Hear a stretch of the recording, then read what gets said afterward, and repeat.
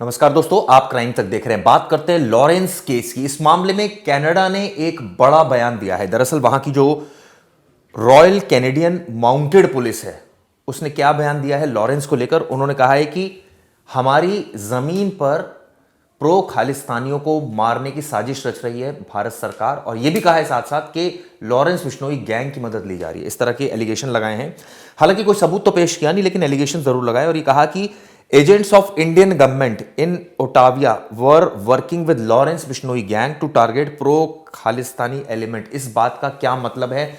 जब कोई सबूत ही नहीं दिया जा रहा तो इस तरह की बातें क्यों कही जा रही है?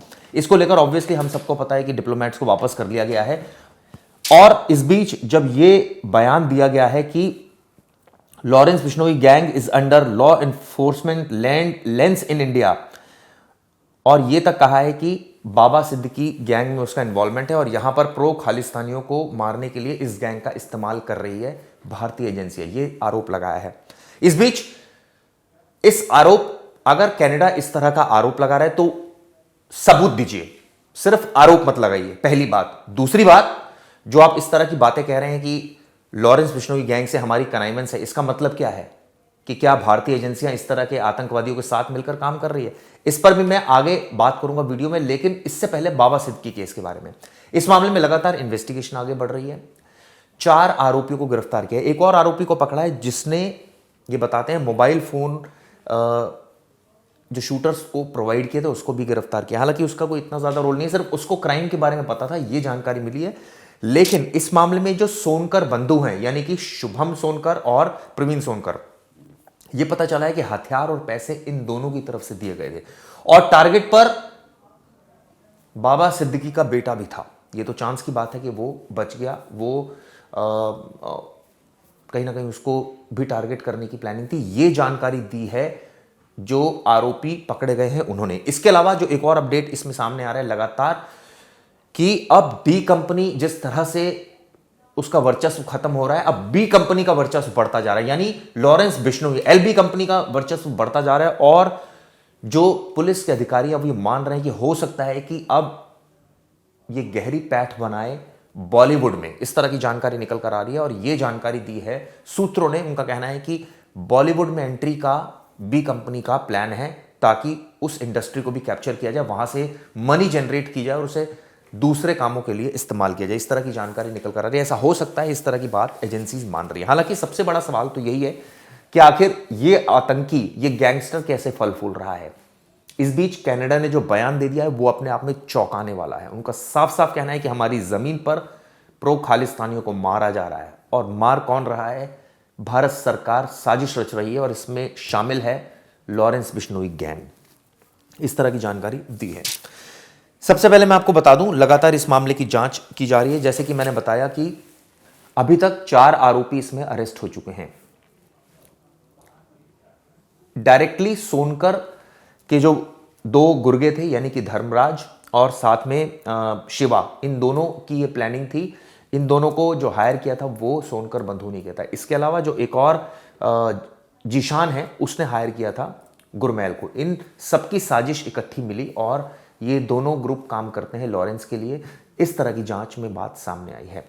लेकिन चौंकाने वाली बात जो अभी मैं करने जा रहा हूं वो यही है कि क्या बॉलीवुड बी कंपनी का आने वाले वक्त में टारगेट होगा, यानी कि लॉरेंस बिश्नोई गैंग का। क्योंकि जिस तरह से हमने देखा कि जब दाऊद इब्राहिम का, यानी 90s में जब वर्चस्व था, उस वक्त डी कंपनी का बहुत ज्यादा इन्वॉल्वमेंट होता था बॉलीवुड में, और वहां पर वो धमकाया जाता था एक्ट्रेस को, पैसा लगता था उनका, और दूसरे काम भी करवाए जाते थे। इस तरह की जानकारी उस वक्त भी कई बार सामने आई।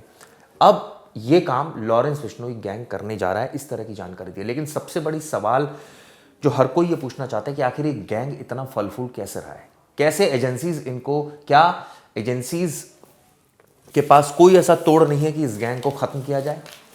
क्या एजेंसीज सिर्फ हाथ पर हाथ धरकर बैठी हुई हैं और ये लगातार क्राइम करते जा रहे हैं? हम सब देख रहे हैं कि ये जेल के अंदर है और बाहर क्राइम होता जा रहा है, लगातार होता जा रहा है। कभी एक घटना, कभी दूसरी घटना।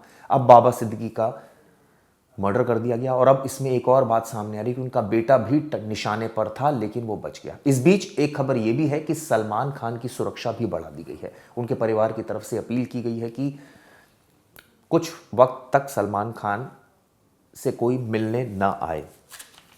लेकिन इस बीच जो एक माहौल पैदा हुआ है वो ये हुआ है कि क्या इस मामले में बाबा सिद्दीकी केस में लॉरेंस बिश्नोई का ही हाथ है, क्योंकि कोई अभी डायरेक्ट एविडेंस तो इस तरह का नहीं मिला है। जो एविडेंसेस मिले हैं वो एविडेंसेस नाकाफी है, अभी तक ये कहा जा सकता है, क्योंकि अभी जांच चल रही है। अभी जो 3 आरोपी है, जीशान गायब है, शिवा गायब है। इस मामले में कुछ और आरोपी जो संदेह के घेरे में, वो भी गायब है। जब तक वो पकड़े नहीं जाएंगे तब तक पूरी तस्वीर साफ नहीं होगी कि दरअसल इसके पीछे कौन लोग थे। अभी तक जो तस्वीर साफ हुई है, जो शुरुआती सबूत पुलिस को मिले हैं, वो उस आधार पर कहा जा सकता है कि लॉरेंस का इन्वॉल्वमेंट लग रहा है। लेकिन डायरेक्ट एविडेंस अभी कोई ऐसा नहीं मिला है जिसमें आरोपियों ने बात की हो, या पैसे का कोई ट्रांजैक्शन हो, या हथियारों की सप्लाई के कोई सबूत सामने आए हो। इस तरह की कोई जानकारी अभी तक नहीं आ रही है। लेकिन जैसा लगातार इन्वेस्टिगेशन आगे बढ़ ही रही है और इसमें हो सकता है कि आने वाले दिन में कुछ और खुलासे हों। लेकिन इस बीच जो बयान दिया गया है कनाडा की तरफ से, कई जगह मैं पढ़ रहा था सोशल मीडिया पर, इस तरह की बातें ज़रूर लिखी जाती है कि आखिर एजेंसीज क्यों रोक नहीं पा रही है लॉरेंस बिश्नोई को, और लगातार वो फलता फूलता जा रहा है, हम देख रहे हैं।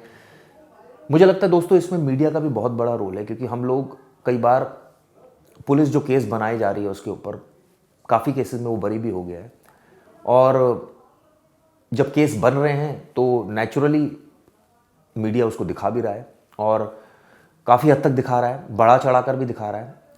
क्या वाकई इतना बड़ा क्रिमिनल लॉरेंस बिश्नोई हो गया है, या ये थोड़ा बहुत हाइप भी क्रिएट किया जा रहा है, या बहुत ज़्यादा हाइप भी क्रिएट किया जा रहा है? इस बारे में भी ये भी सोचने की एक बात है। शूटर्स लगातार बढ़ते जा रहे हैं।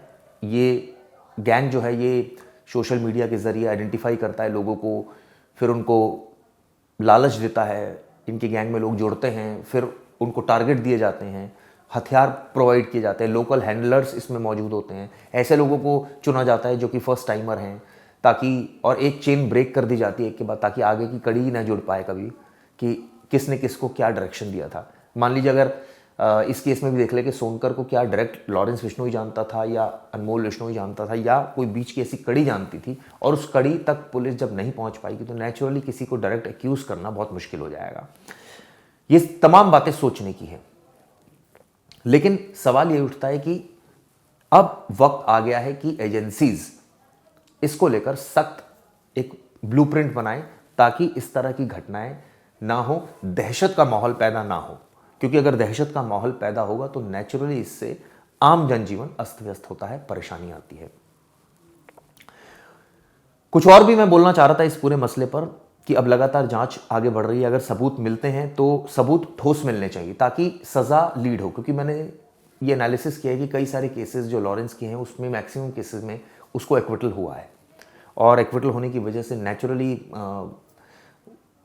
लॉरेंस के पास ये बोलने का हक बन जाता है कि मेरे खिलाफ तो कोई सबूत ही नहीं था, पुलिस गलत मामले दर्ज कर रही है। सोशल मीडिया पर भी मैं कई सारी बातें पढ़ता रहता हूँ इससे संबंधित। खैर, इस खबर पर हमारी नज़र आगे भी रहेगी, आगे भी मैं आपको अपडेट देता रहूँगा। मैंने इस वीडियो के जरिए आपको कई सारे मल्टीपल अपडेट्स दिए हैं। कनाडा का क्या इस बारे में सोचना है, बाबा सिद्दीकी केस में कितनी इन्वेस्टिगेशन बढ़ रही है, लॉरेंस के आगे क्यों प्रशासन नतमस्तक है, ये तमाम चीज़ें मैंने क्लब कर आपको बताई है।